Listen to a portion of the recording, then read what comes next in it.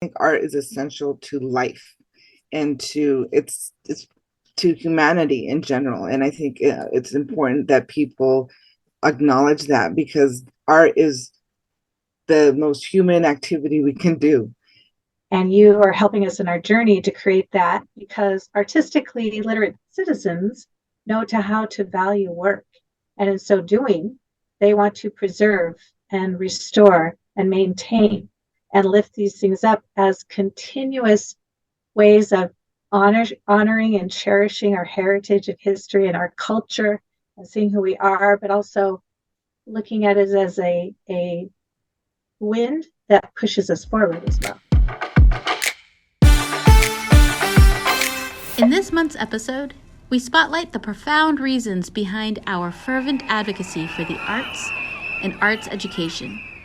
We are delighted to welcome Maria de Pilar Ocadiz, a prominent figure in heritage, conservancy, and patronage in the arts, daughter of renowned artist Sergio Ocadiz Moctezuma. With extensive experience as an educational program director and dedicated researcher, she has a proven record of collaborating with higher education institutions and community-based organizations, passionately promoting student learning, teacher development, and higher education access for underrepresented groups. As we delve into the world of heritage, conservancy, and patronage in art, let's begin with a poignant story. In late 1999, Fountain Valley announced the demolition of the Colinia Juarez Wall, bearing Ocadiz's mural under the pretext of a beautification program. Despite Ocadiz's objections and a prior threat to the mural's existence in 1985, the wall was eventually torn down in 2001, leaving Ocadiz with a single statement. "I'm powerless to do anything in the area. I'm really sorry that there wasn't more vision. In my culture, there is a tradition of oral history. That's what I will retreat into." Now, in this moment of shared oral history with Pilar, Robin McNair, Elbin Capulli, Lindsay Barfield, and your host, Sofia Cuevas, we aim to restore this story, hoping to effect change and cultivate patrons of the arts. Let's join the conversation.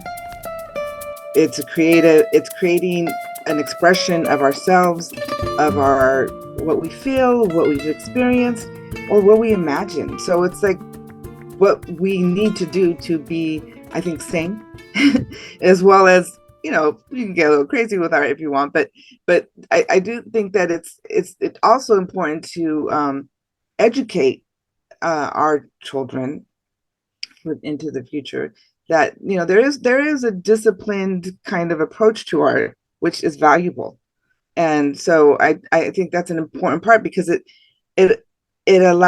makes more equitable access to the tools that are available throughout history that evolved to the art, to understand art history and its variants throughout the different cultures around the globe, as well as the techniques that different artists have used.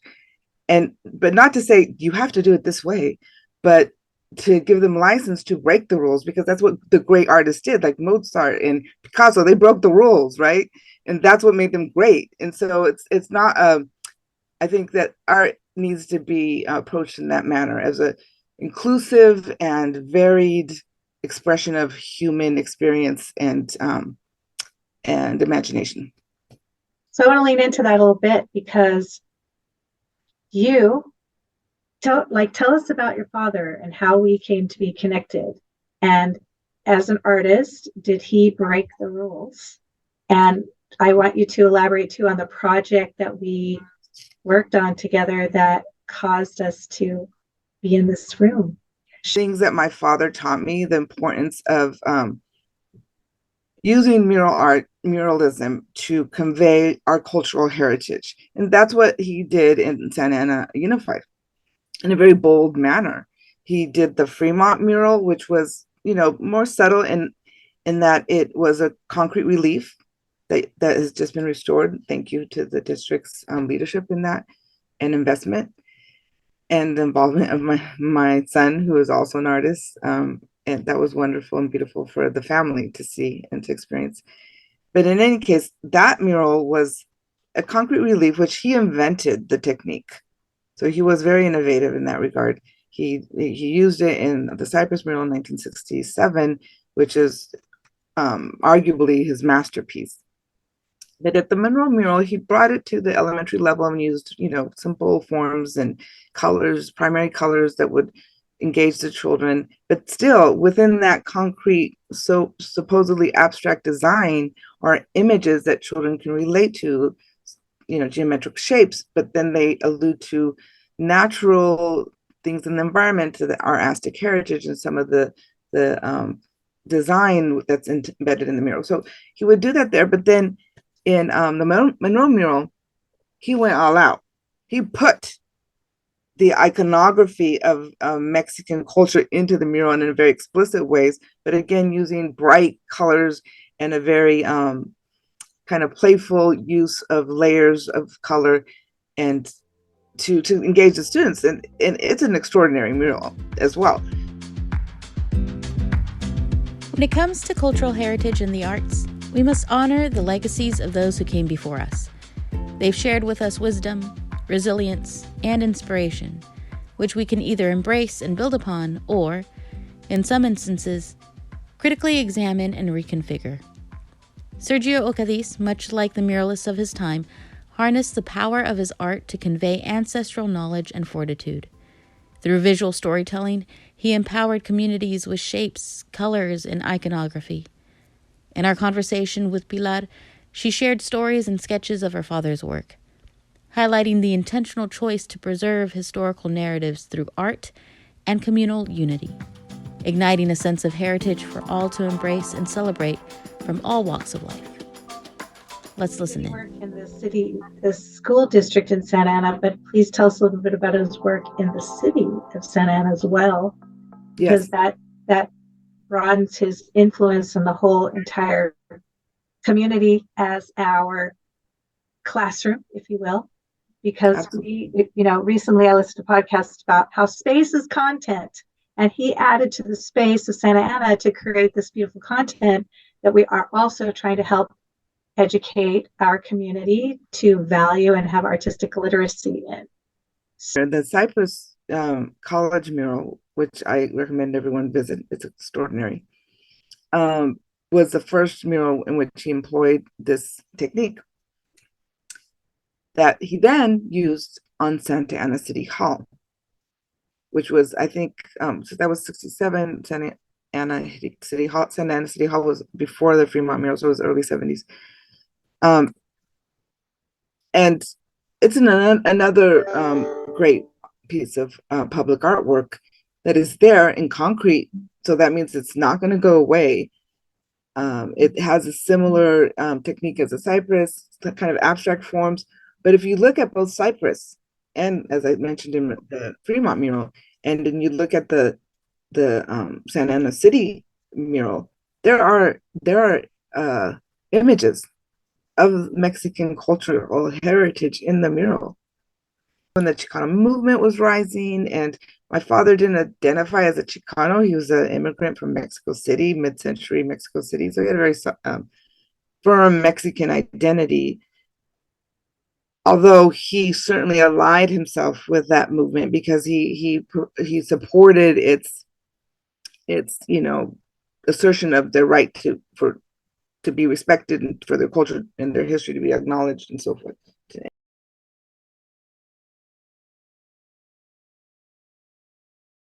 Necessity for the community to advocate and to call upon their leaders to take their role, which is to conserve these types of works of art that are our community's patrimony, not just Mexican and American, because the murals speak to everyone, really.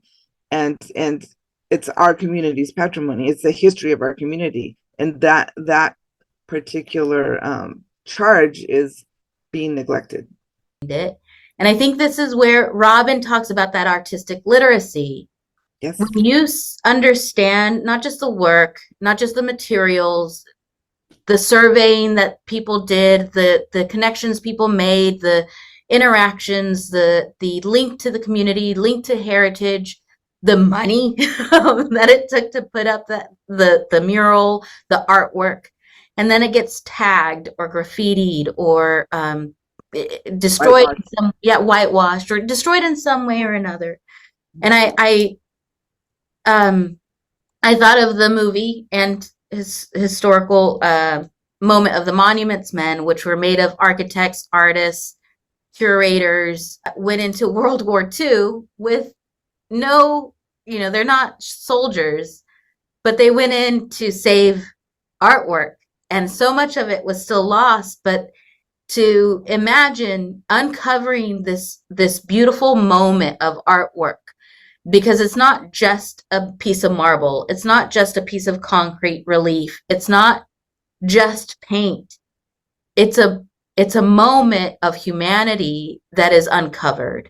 It's a moment of community that is discovered and brought back to life again. And I'm getting a little teary because in the mural unveiling at Fremont, to see you, your son, your brothers, your sisters, nieces, nephews, like your family, uncovering that wall.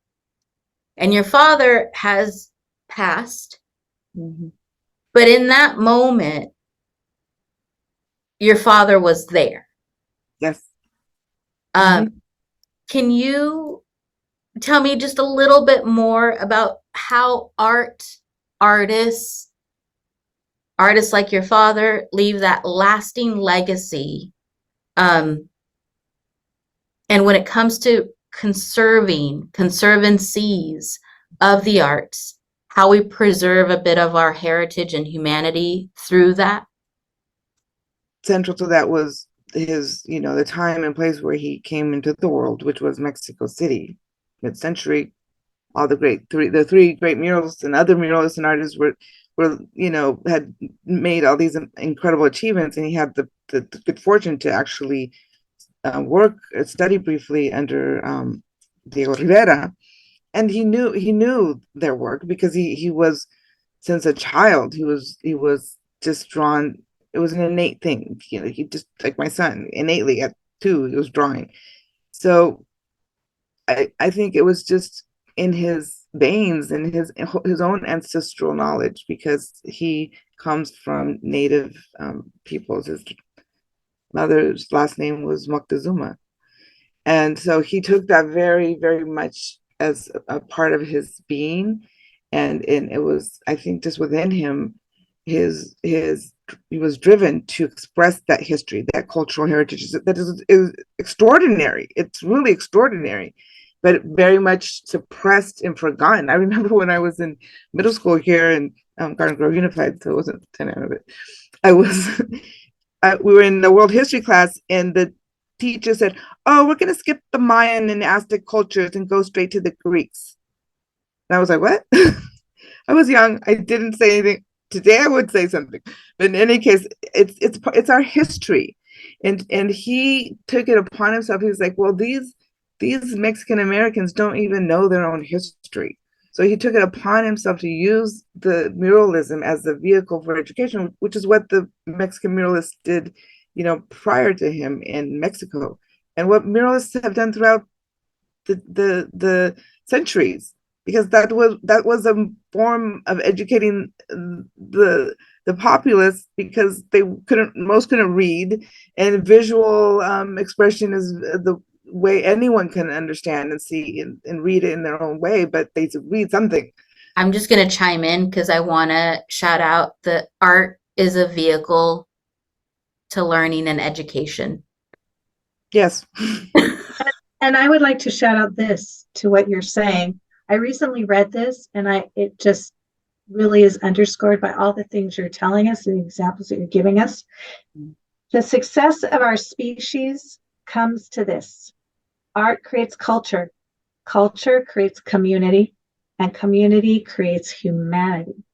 And so this is why the artists are so important and help us to discover our humanity. And this is why we want to create the spaces and places for our kiddos to have connections to the works of such people like your father, who has given us not only the community at the time he was in those movements, but the community legacy lives on in other ways. It's a matter of education and awareness. I think, and also, and within the larger context, there's all kinds of issues with that. I think because the arts aren't valued in our society as much as they should be, certainly in some circles, but it should be more broadly. Our appreciation should be broadly distributed, not just in elite circles or yeah. Yes. Oh, Privilege, access to privileged knowledge. Yes. We have so often held artists or art learning in the space of like, it's only for the talented. Is it? And how do you know if you don't have the opportunities? But furthermore, we just know the enjoyment of art experiences elevates our lives on so many levels. Mm-hmm. So we're about helping to create access to what has been traditionally considered privileged knowledge. And that's why I love how Sophia picked the term conservancy over conservatory, because in many cases we had a conservatory approach where, oh, we're going to send the special people to school to expand their talents. The connection between conservancy in the arts and conservatories, talent, skill, and arts education really makes you think about what we value in the world of art. You see, conservatories, rooted in 16th century Renaissance Italy, were originally institutions attached to hospitals known as conservatori. These conservatories aimed to provide a saving grace through artistic education to orphans. Conservatori, meaning saved. However, there has been a shift in focus over time. While the original conservatories sought to nurture and save young lives through artistic expression, some modern conservatories have evolved to be more exclusive, often catering to the select few. It leads us to consider, do we place more value on the brilliance of a few, or do we cherish the diversity of artistic traditions and stories that connect us all? In addition, there's the idea of artistic literacy, understanding the history and context of art, and how arts education plays a role in that. This puzzle challenges us to examine and ask what truly matters to us in the colorful world of art, heritage, conservancy, and learning. I think we always have to have art advocates. And I don't say that like, oh, there's the advocates and there's artists. It can be artists that are advocates or people who don't identify as artists, but who have a passion for the arts and advocate for them. And they can be from, in my view, from all circles or all walks of life. It doesn't have to be this or that. It could be a construction worker who loves art, well, I don't know, or a teacher or whatever.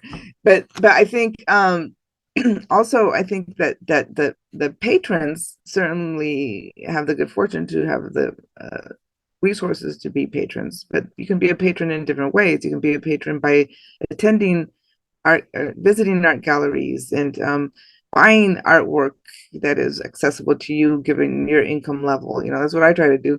Like if I go to a gallery and I can afford something, I'll buy it. But not that I need more art, but also just I think the institutions, what they need to do is live up to their, I think, civic duty to conserve any public art that's under their administration or their purview. And I think the citizens have the responsibility to expect that and demand it. Part of that is the advocacy that is both tiring but so empowering, because that advocacy is fighting for self, for human being, of see me, hear me, understand me, and connect with me. In everything that you just said, there's advocacy in every single piece. You advocate for yourself to say, I deserve to have this artwork in my home as well. You advocate for institutions to understand that this artwork is a part of the larger whole, not just the few. And there's advocacy, of course, in conserving the arts, because you're fighting for it to be held on to, of like, no, this is important. And advocacy is education. So we have to continue to educate Oof. a lot of policy makers, Oof. stakeholders, decision makers. That's why we got our youth connected to you too, Pilar, especially our youth arts leaders, because when I go around the state and I see there's people that are on arts policy councils, but there's politicians making legislation around arts that may or may not have any sensibility about what it means because they were denied the opportunity to be educated about it, right? And now they're in these power seats, if you will. We're trying to empower our kids to be able to be in those spaces and places, to be well-informed, artistically literate citizens. We're going to take the charge to be at all the tables to help stakeholders make those decisions and preserve. I was just going to follow up with that on that same note.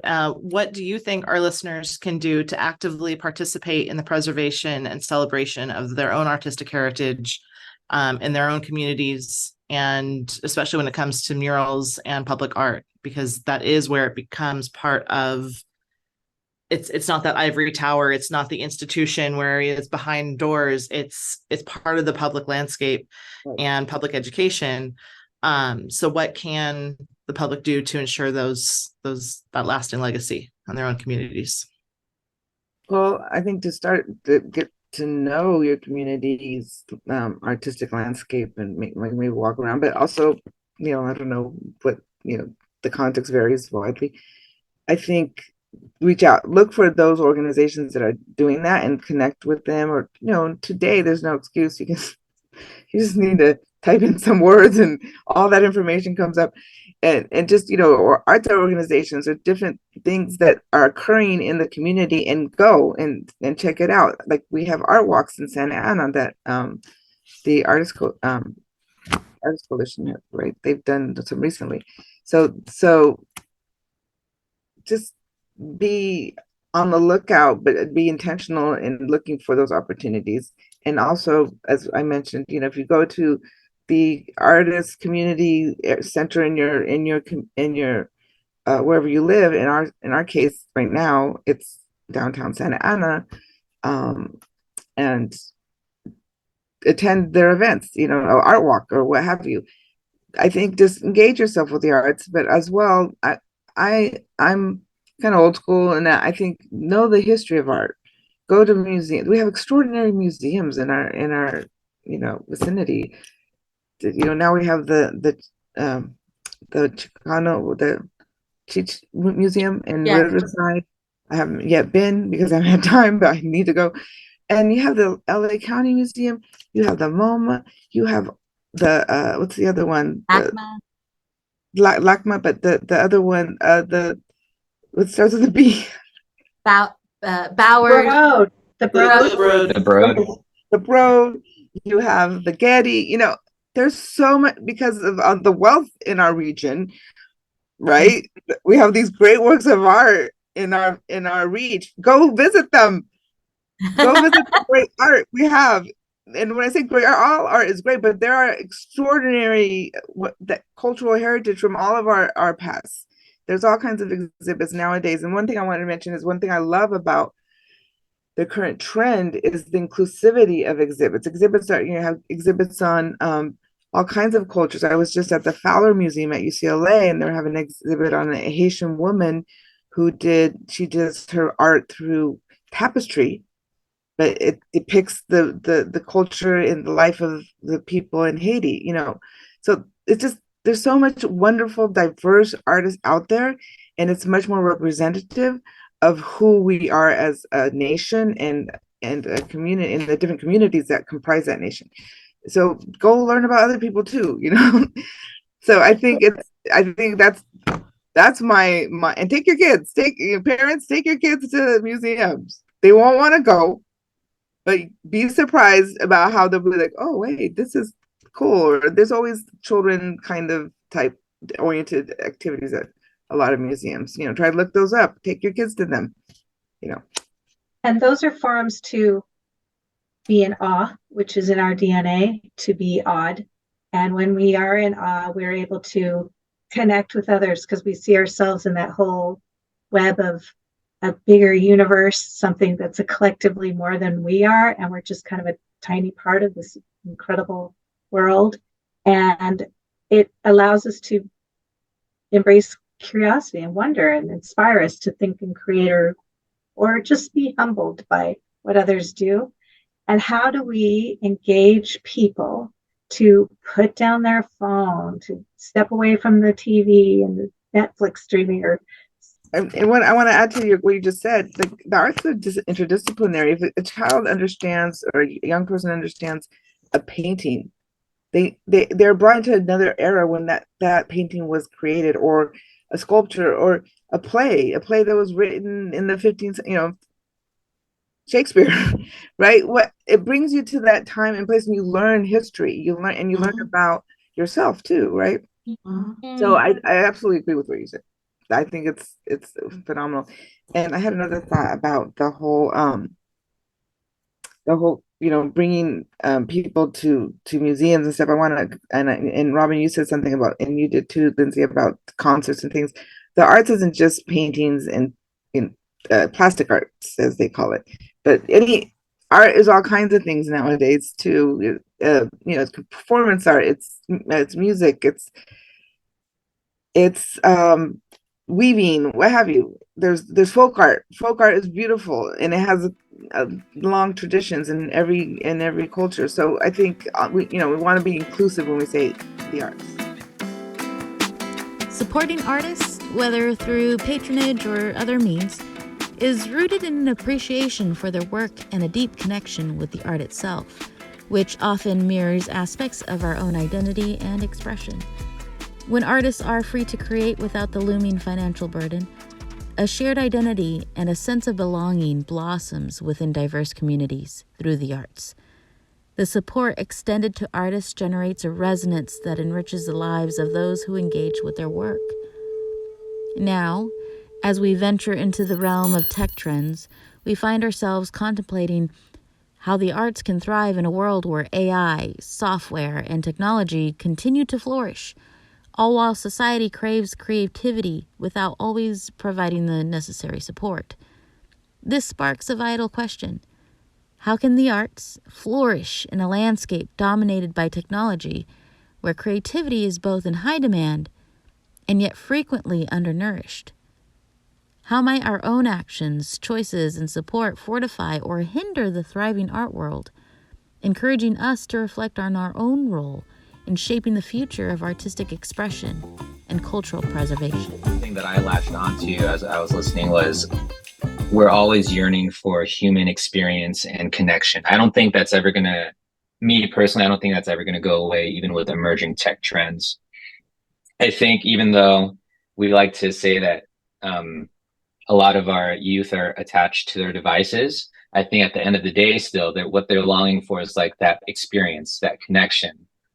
Something I've been seeing at concerts a lot recently that makes me that brings me a lot of joy are parents bringing their kids to like music that they listened to growing up, and all of a sudden you see this little 7-9-year-old next to their parent that's like our age, and they're just like bobbing their head along with the music and things like that.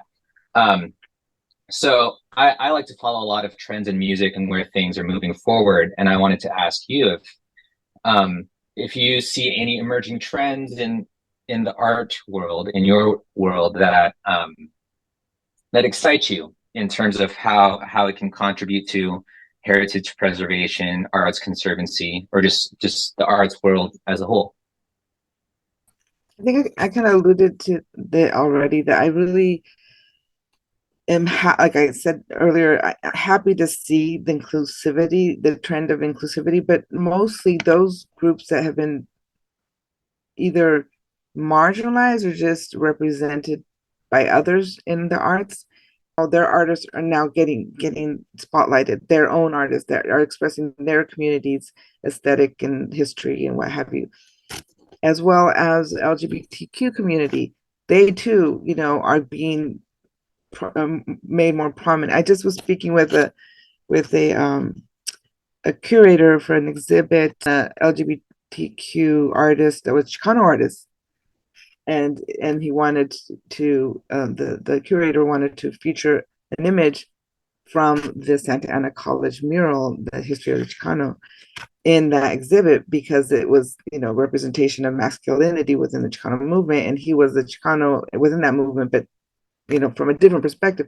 So for me, that's wonderful, because it's bringing into the discourse around art that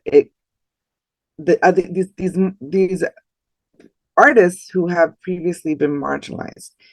That's not like an aesthetic thing, but it is ultimately because they bring another perspective and experience. And so that's what I'm excited to see. In terms of styles, I can go on forever.